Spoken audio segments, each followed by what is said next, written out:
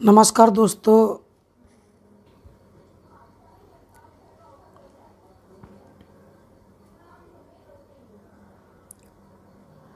नमस्कार दोस्तों, आज हम आप लोगों के लिए लेकर के आए हैं पॉलिटी के वो सारे प्रश्न एक ही वीडियो में जो पूछे जाते हैं या पूछने की प्रबल संभावना है। इससे बाहर एक भी प्रश्न नहीं जाएगा। संपूर्ण पॉलिटी का, संपूर्ण भारतीय संविधान का यह निचोड़ है। तो चलिए देखते हैं। पहला प्रश्न कहता है, संविधान सभा की प्रथम बैठक कब हुई थी और कौन अस्थायी अध्यक्ष चुने गए थे? संविधान सभा की प्रथम बैठक 9 दिसंबर 1946 को हुई थी। डॉक्टर सच्चिदानंद सिन्हा सबसे बुजुर्ग व्यक्ति थे, अतः इसे अस्थायी अध्यक्ष नियुक्त किया गया था डॉक्टर सच्चिदानंद सिन्हा को संविधान सभा की प्रथम बैठक के लिए। 11 दिसंबर 1946 को किसे संविधान सभा का अस्थायी अध्यक्ष नियुक्त किया गया या निर्वाचित हुए? तो डॉक्टर राजेंद्र प्रसाद 11 दिसंबर को अस्थायी अध्यक्ष नियुक्त किए गए संविधान सभा के। अगला प्रश्न कहता है, जवाहरलाल नेहरू द्वारा उद्देश्य प्रस्ताव कब पेश किए गए थे? 13 दिसंबर 1946 ईस्वी को। 13 दिसंबर 1946 ईस्वी को जवाहरलाल नेहरू द्वारा उद्देश्य प्रस्ताव पेश किए गए थे। अगला प्रश्न है, पंडित जवाहरलाल नेहरू द्वारा प्रस्तावित उद्देश्य प्रस्ताव को संविधान सभा ने कब स्वीकार किया था? 22 जनवरी 1947 को। 22 जनवरी 1947 को संविधान सभा ने उद्देश्य प्रस्ताव को स्वीकार किया था। प्रारूप समिति का गठन कब किया गया था? 29 अगस्त 1947 को प्रारूप समिति का गठन किया गया था। 29 अगस्त 1947 को। भारत के विभाजन की घोषणा किस दिन हुई थी? 3 जून 1947 को भारत के विभाजन की घोषणा हुई थी। अगला प्रश्न कहता है, संविधान सभा ने भारत का संविधान कब पारित किया? 26 नवंबर 1939 को। संविधान सभा ने भारत का संविधान 26 नवंबर 1949 को पारित किया। 26 नवंबर 1949 तारीख याद रखिएगा। इस दिन संविधान सभा को पारित किया गया था। जो समय संविधान पारित हुआ था उस समय उसमें 22 भाग 395 अनुच्छेद और 8 अनुसूचियाँ थी। अगला क्वेश्चन है, प्रारूप समिति के अध्यक्ष के रूप में किसे चुना गया था? तो याद रखिएगा, डॉक्टर भीमराव अंबेडकर को प्रारूप समिति के अध्यक्ष के रूप में चुना गया था। अगला प्रश्न का था, संविधान सभा ने राष्ट्रीय ध्वज को कब अपनाया? संविधान सभा ने राष्ट्रीय ध्वज को कब अपनाया? 22 जुलाई 1947 को संविधान सभा ने राष्ट्रीय ध्वज को अपनाया। अगला प्रश्न कहता है, संविधान सभा ने राष्ट्रगान एवं राष्ट्रीय गीत को कब अपनाया? याद रखिएगा, 24 जनवरी 1950 ईस्वी को संविधान सभा ने राष्ट्रीय गान और राष्ट्रीय गीत को अपनाया। अगला प्रश्न कहता है, संविधान सभा ने 24 जनवरी 1950 ईस्वी को डॉक्टर राजेंद्र प्रसाद को भारत का राष्ट्रपति नियुक्त किया। भारत का राष्ट्रपति, प्रथम राष्ट्रपति डॉक्टर राजेंद्र प्रसाद को 24 जनवरी 1950 को चुना गया। अगला प्रश्न है, संविधान सभा द्वारा हाथी को प्रतीक चिन्ह के रूप में अपनाया गया था। संविधान सभा द्वारा हाथी को प्रतीक चिन्ह के रूप में अपनाया गया। संविधान सभा की अंतिम बैठक 24 जनवरी 1950 को हुई थी। इसी दिन डॉक्टर राजेंद्र प्रसाद को भारत का राष्ट्रपति चुना गया था।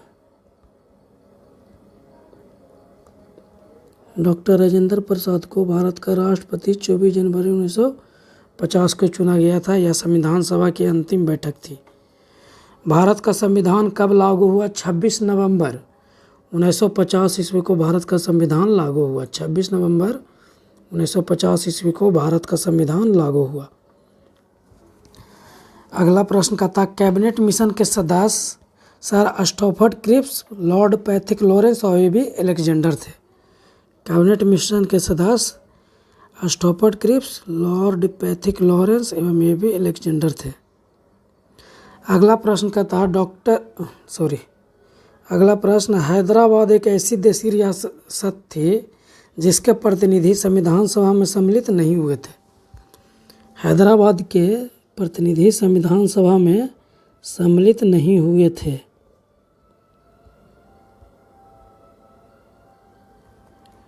अगला प्रश्न कहता है संविधान सभा में महिला सदस्यों की संख्या कितनी थी? इसका सही आंसर हो जाएगा 15। संविधान सभा की प्रमुख समितियां और उसके अध्यक्ष।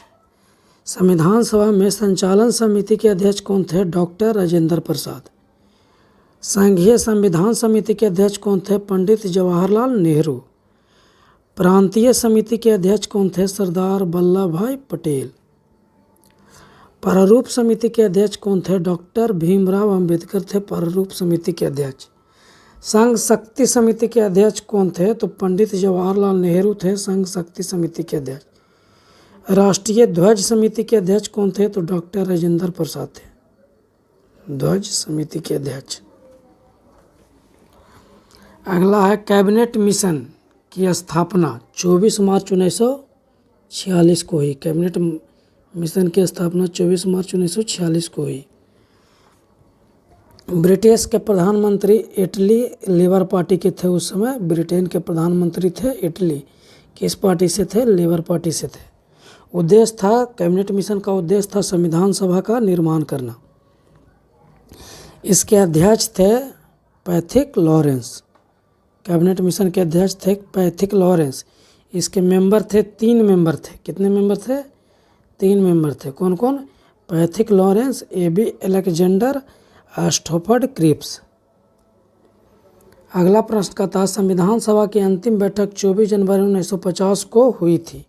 उसी दिन संविधान सभा द्वारा डॉक्टर राजेंद्र प्रसाद को भारत का प्रथम राष्ट्रपति चुना गया था। अगला क्वेश्चन है संविधान सभा में डॉक्टर भीमराव अंबेडकर का पहली बार निर्वाचन बंगाल से हुआ था तथा जब देश का विभाजन हो गया 3 जून 1947 को देश विभाजन की घोषणा हुआ था। उसके बाद जब देश का विभाजन हो गया तब उनका निर्वाचन जो हुआ था वो बम्बई से हुआ था। डॉक्टर भीमराव का अंबेडकर देश के विभाजन के बाद बम्बई से हुआ था।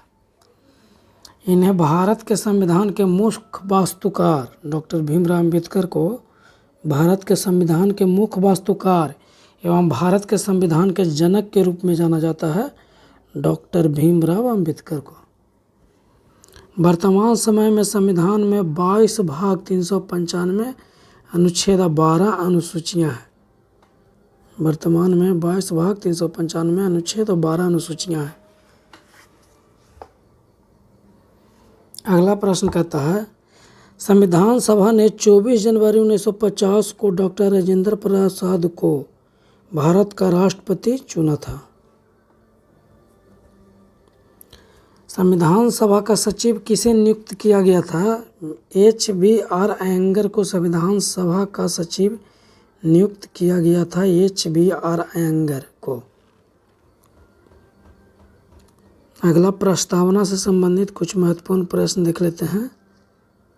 चलिए पहला प्रश्न कहता है भारतीय संविधान में प्रस्तावना का विचार लिया गया है। भारतीय संविधान में प्रस्तावना का विचार लिया गया है अमेरिका के संविधान से। प्रस्तावना की भाषा को लिया गया है। प्रस्तावना की भाषा ऑस्ट्रेलिया के संविधान से लिया गया है। संविधान की कुंजी कहा जाता है। प्रस्तावना को संविधान का कुंजी कहा जाता है। प्रस्तावना के अनुसार संविधान की समस्त शक्तियों का केंद्र बिंदु अथवा स्रोत भारत के लोग ही हैं।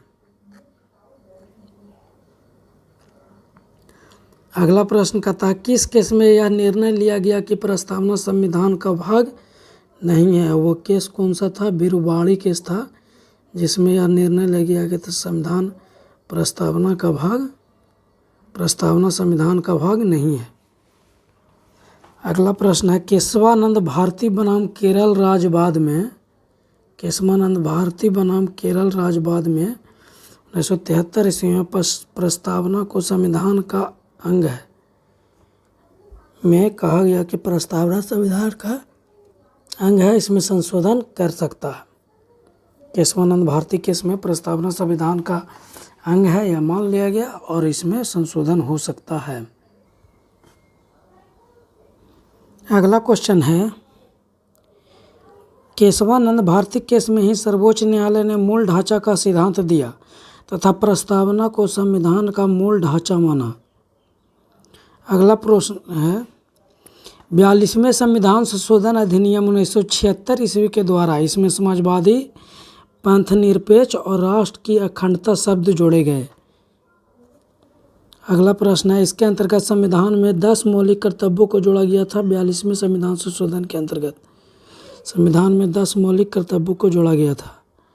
अगला क्वेश्चन है भारत के संविधान की प्रस्तावना में 5 प्रकार की स्वतंत्रता का उल्लेख है। विचार की स्वतंत्रता, विचार, अभिव्यक्ति, विश्वास, धर्म एवं उपासना की स्वतंत्रता का उल्लेख है और 2 प्रकार की समानता, प्रतिष्ठा एवं ईश्वर की समानता का उल्लेख है।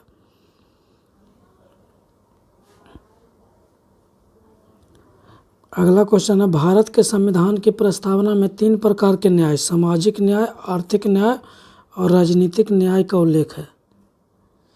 अगला प्रश्न कहता है भारत का संविधान विश्व का सबसे बड़ा लिखित संविधान एवं सर्वाधिक व्यापक संविधान है। यह अंशतः कठोर, अंशतः लचीला है। पूछेगा भारत का संविधान कैसा है, तो अंशतः कठोर और अंशतः लचीला है भारत का संविधान। भारत का संविधान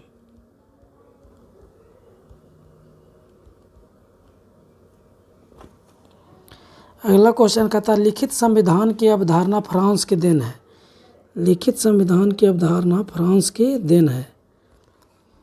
प्रस्तावना में प्रयुक्त स्वतंत्रता, समानता एवं बंधुत्व शब्द फ्रांस की क्रांति से ही प्रेरित है। भारतीय राजनीतिक व्यवस्था में संविधान सर्वोच्च है। भारतीय राजनीतिक व्यवस्था में संविधान सर्वोच्च है, यानी संविधान की मान्यता सबसे ऊपर है। अगला प्रश्न कहता है भारत शासन अधिनियम 1935 वह दस्तावेज है जिसका भारतीय संविधान तैयार करने में गहरा प्रभाव पड़ा है। भारतीय संविधान पर सबसे गहरा प्रभाव भारत शासन अधिनियम 1935 का है। अगला प्रश्न कहता है भारत के संविधान में संघीय शासन शब्द का प्रयोग कहीं भी नहीं किया गया है। संविधान में भारत को राज्यों का संघ घोषित किया गया है। अगला प्रश्न कहता है भारतीय संविधान के विदेशी स्रोत। भारतीय संविधान के विदेशी स्रोत कहाँ कहाँ से हैं देखते हैं। प्रस्तावना, मौलिक अधिकार, राष्ट्रपति पर महाभियोग, संयुक्त राज्य अमेरिका के संविधान से लिया गया है। प्रस्तावना, मौलिक अधिकार और राष्ट्रपति पर महाभियोग संयुक्त राज्य अमेरिका के संविधान से लिया गया है। एकल नागरिकता का प्रावधान ब्रिटेन के संविधान से लिया गया है। विधि के शासन ब्रिटेन के संविधान से लिया गया है। संसदीय विशेषाधिकार ब्रिटेन के संविधान से लिया गया है। अगला प्रश्न कहता है नीति निर्देशक सिद्धांत आयरलैंड के संविधान से लिया गया है। राष्ट्रपति के निर्वाचन मंडल की प्रक्रिया भी आयरलैंड के संविधान से लिया गया है। अगला प्रश्न है प्रस्तावना की भाषा समवर्ती सूची। प्रस्तावना की भाषा समवर्ती सूची का प्रावधान, केंद्र एवं राज्यों के बीच शक्तियों का विभाजन, संसद के दोनों सदनों की संयुक्त बैठक ऑस्ट्रेलिया के संविधान से लिया गया है। अगला प्रश्न कहता है आपातकाल के प्रवर्तन के दौरान राष्ट्रपति को मौलिक अधिकार का संबंधी शक्तियाँ जर्मनी के संविधान से लिया गया है। आपातकाल के समय राष्ट्रपति को मौलिक अधिकार संबंधी शक्तियाँ जर्मनी के संविधान से लिया गया है। अगला प्रश्न कहता है राज्यपाल की नियुक्ति विषयक प्रक्रिया संघ एवं राज्यों के बीच शक्ति विभाजन कनाडा के संविधान से लिया गया है।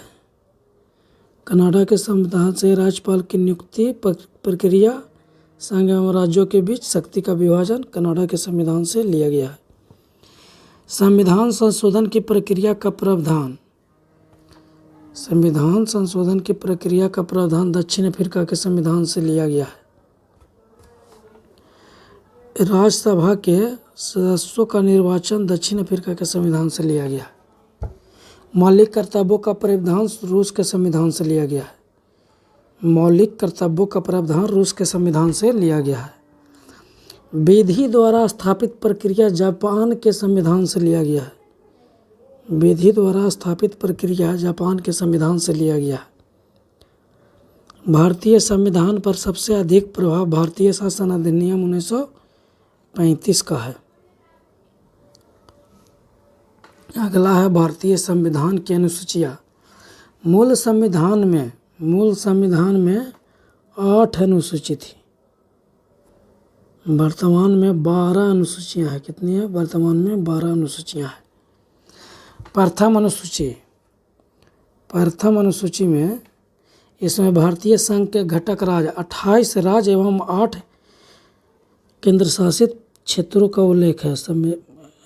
अनुसूची नंबर 1 में संविधान के 69वें संशोधन के द्वारा दिल्ली को राष्ट्रीय राजधानी क्षेत्र का दर्जा दिया गया। आपसे क्वेश्चन पूछेगा, दिल्ली को राष्ट्रीय राजधानी क्षेत्र का दर्जा किस संविधान संशोधन के द्वारा दिया गया? तो 69वें संविधान संशोधन के द्वारा।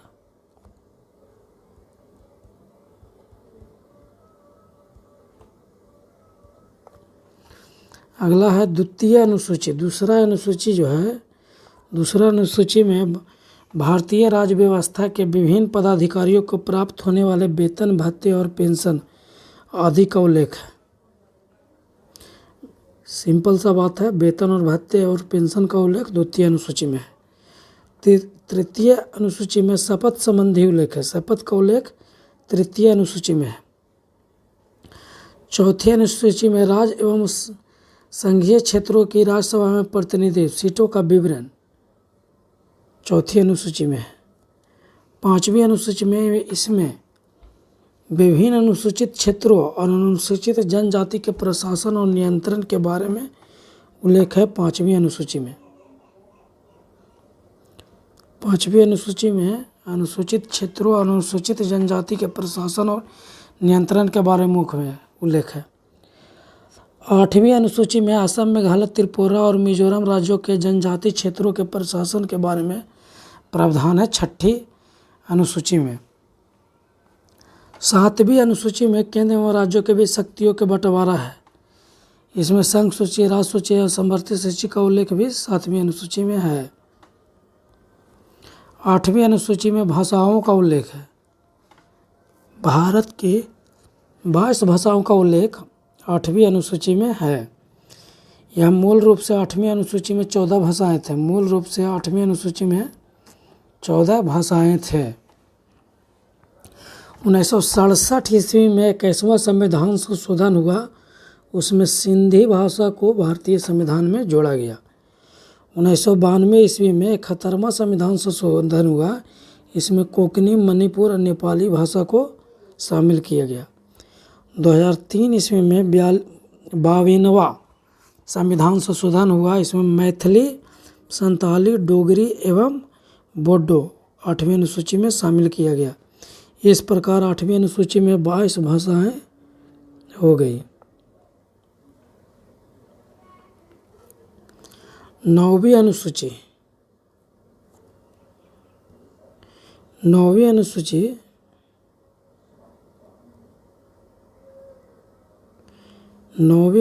में संविधान में यह अनुसूची प्रथम संविधान संशोधन अधिनियम 1951 के द्वारा जोड़ा गया। 9वीं अनुसूची को प्रथम संविधान संशोधन अधिनियम 1951 के द्वारा जोड़ा गया। यह भूमि सुधार से संबंधित है। 9वीं अनुसूची भूमि सुधार से संबंधित है। वर्तमान में इस अनुसूची में 284 अधिनियम है। अगला प्रश्न कहता है 10वीं अनुसूची। 10वीं अनुसूची यह संविधान में 52वां संविधान संशोधन 1985 के द्वारा जोड़ा गया। यह दल बदल से संबंधित है। 10वीं अनुसूची दल बदल से संबंधित है। 11वीं अनुसूची 73वें संविधान संशोधन के द्वारा जोड़ा गया। 11वीं अनुसूची को 73वें संविधान संशोधन अधिनियम के द्वारा जोड़ा गया। पंचायती राज से संबंधित है 11वीं अनुसूची। पंचायती राज से संबंधित है 11वीं अनुसूची। 12वीं अनुसूची है यह अनुसूचित 74वें संविधान संशोधन 1993 के द्वारा जोड़ा गया। इसमें शहरी क्षेत्र के स्थानीय स्वशासन संस्थाओं को कार्य करने के लिए 18 विषय प्रदान किए गए हैं। अगला क्वेश्चन कहता है, देशी रियासतों को भारत में सम्मिलित करने के लिए सरदार वल्लभ भाई पटेल के नेतृत्व में रियासती मंत्रालय बनाया गया था। जूनागढ़ रियासत को जनमत संग्रह के आधार पर, हैदराबाद रियासत को पुलिस कार्रवाई के माध्यम से और जम्मू कश्मीर रियासत को बलय पत्र के पर हस्ताक्षर करके भारत में मिलाया गया था।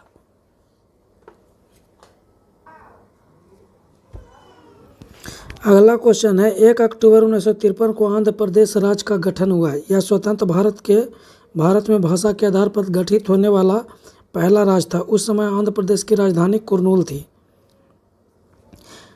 अगला क्वेश्चन है, राज्य पुनर्गठन आयोग के अध्यक्ष फजल अली थे। राज्य पुनर्गठन आयोग के अध्यक्ष फजल अली थे। Thank you for watching. Video अच्छा लगा हो तो लाइक कीजिएगा, सब्सक्राइब कीजिएगा और अपने दोस्तों के साथ शेयर कीजिएगा। Thank you.